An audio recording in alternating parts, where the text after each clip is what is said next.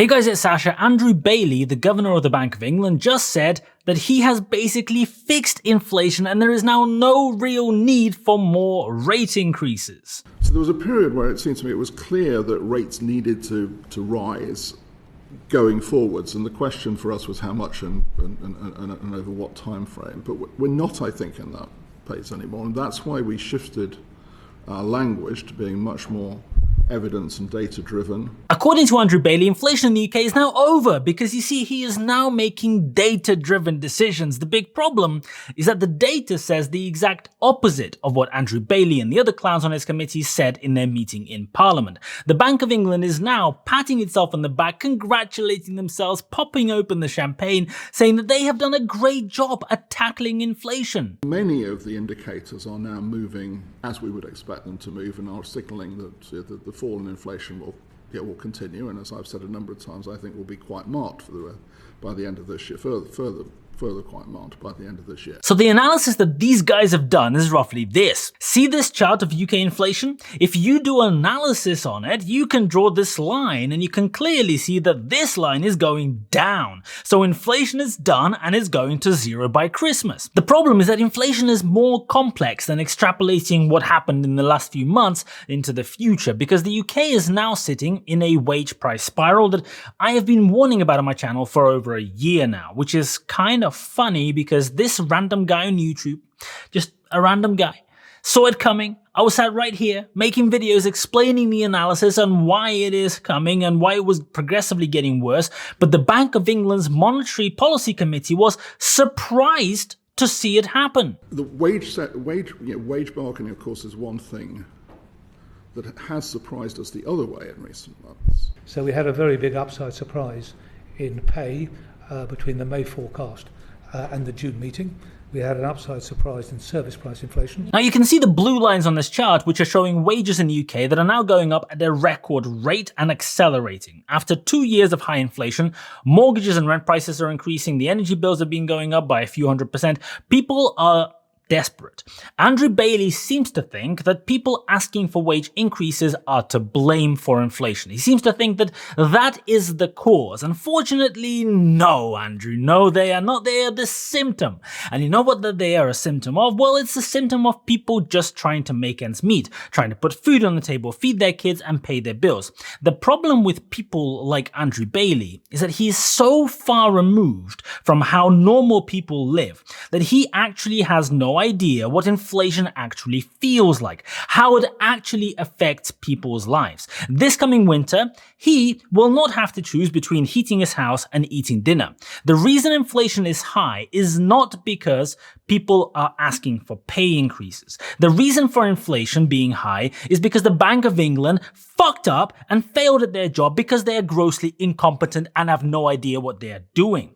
And now that the wage price spiral is here, it is only getting worse. Last year, pensions in the UK went up by 10.1%. This year, they will go up again under the Conservative government's triple lock promise. Under this promise, pensions go up by the rate of inflation, or by the rate at which wages are growing, or by 2.5%, whichever is higher. And in the latest data to June, wages have gone up by 8.2%. Now, next week, we will get an update on this number, and whatever that number is, that's how much the pensions are going to go up. And the problem with the triple lock is that pensions grow faster than wages over time. The reason that this is a problem is that the people who earn wages are the people that pay those pensions through tax. You see the math there. I know it's very complicated, especially if you're a governor of Bank of England, but that is actually how it works. And if the people who pay the taxes from their wages are not earning as much as the pensioners and the discrepancy increases, you get into a bit of a boo-boo. And you can see in this chart from the Financial Times how the state pension, the blue line at the top, has been growing way faster than inflation or wages. And you might naturally wonder,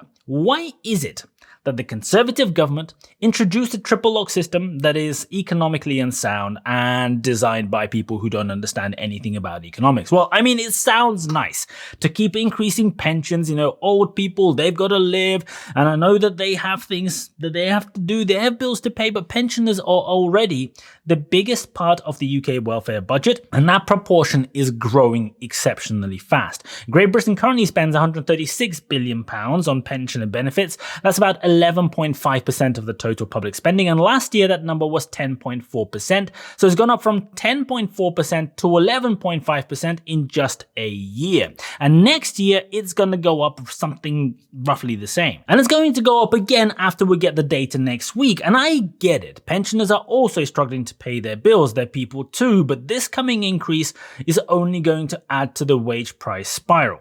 I guess the government could maybe change policies so that they don't bankrupt the country by increasing pensions more than they increase the pay of nurses and doctors, more than they increase the wages of firefighters or of teachers. But hey, over the last 13 years, pensions increased by 20% more than wages, and that's going to keep on going. The Conservatives came to power in 2010 and immediately announced the pension triple lock in the same year. And here is how the UK happened to vote at the last election when Conservatives also got elected. It just so happens, by complete coincidence, that the majority of Tory voters are pensioners or about to become pensioners. And the young people who pay the tax that pays the pensions don't seem to like the Conservatives very much. Interesting that. But going back to inflation, remember how the Bank of England was surprised by the increase in the cost of services? Well, this is just the start of their problems. In a few months, they're going to be really surprised by a much bigger problem that we absolutely cannot see right now. So let me just tell you a bit about it. Because wages are now rising faster than the rate of inflation. But just because the inflation of some goods and commodities has come down does not mean, as Andrew Bailey said in that meeting in Parliament, that wages will follow. In fact, it is the opposite. Yesterday, news broke that UK house prices fell at the fastest pace since 2009. Again, I do not take much pleasure in it, but unfortunately this is yet another topic that I have been covering for over a year, saying that this is going to happen. But the big problem is that even though the house prices are falling, people's mortgages, the monthly mortgage payments, are doubling in size when you come off your fixed term deal. Because the interest rates have gone up from just above 0 to 5.25% in the last year and a half, and will probably keep going, even if your house price drops by 10% or 20% or whatever, your monthly mortgage payment is still going to be way more expensive. Take a typical mortgage, it doesn't really matter exactly what your numbers are. Call it £200,000 over 25 years. If you took that mortgage out 2 or 3 years ago, you might be paying an interest of something like 1.5% and your monthly payment is £800. But let's say house prices collapse by 20%, just as an example. Your house is now worth £160,000, but because interest rates have gone up, your new interest rate when you come off the fixed term and either roll onto the rolling rate or fix to a new one is going to be, let's say, 1.5% above the Bank of England base rate. So yeah, even though your house is now worth £40,000 less, when your fixed term ends this winter or next year, your payment will now be £1,131. So you would be paying 40% more, but there is the little problem of negative equity, because you see, when you go and see your house price collapse, your mortgage doesn't just happen to drop, because your mortgage stays exactly the same place where it was. You will have paid off a little bit from the last time you took it to now.